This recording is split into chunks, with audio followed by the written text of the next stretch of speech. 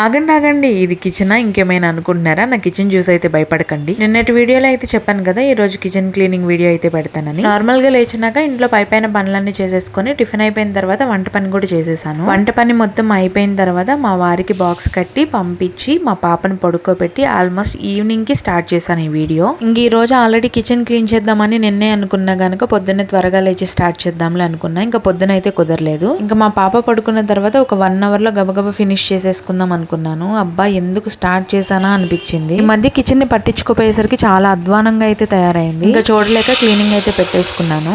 ఒక్కొక్క ర్యాక్ తీసి సర్దుతా ఉంటే పిన్నీసులు, టిక్ టాక్స్, కాయిన్స్ ఏంటేంటో దొరుకుతున్నాయి. ఇంకా ఒక్కొక్క షెల్ఫ్ అయితే నీట్ గా క్లీన్ చేసుకుంటూ వస్తున్నాను. నేను మొత్తం తీసి కడిగి అట్లా ఏం లేదు, వెట్ వైప్ తోనే తుడిచేస్తున్నాను. న్యూస్ పేపర్స్ కన్నా ఈ షీట్స్ చాలా బాగుంటాయి. క్లీనింగ్ కూడా చాలా ఈజీగా అనిపిస్తుంది. ఇక్కడైతే చూసారు కదా డస్ట్ ఎంత ఘనంగా అనిపిస్తుందో. ఇంకా కిచెన్ లో ఎక్కువ వాడనివి అవసరం లేని వస్తువులన్నీ అయితే తీసేసాను. కిచెన్ ఎంత చిన్నదనేది కాదు, మనం ఎట్లా సర్దుకున్నాం అనే దాంట్లోనే ఉంటుంది.